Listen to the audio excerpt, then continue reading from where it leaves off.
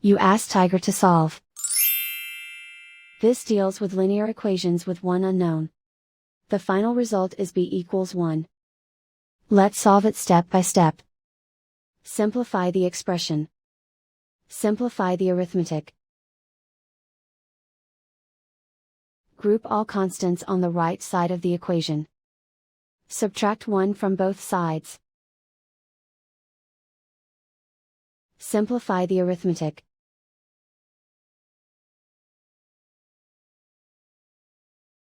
Convert the b into a positive number. Multiply both sides by -1. Remove the ones. Simplify the arithmetic. And so the final result is b equals 1.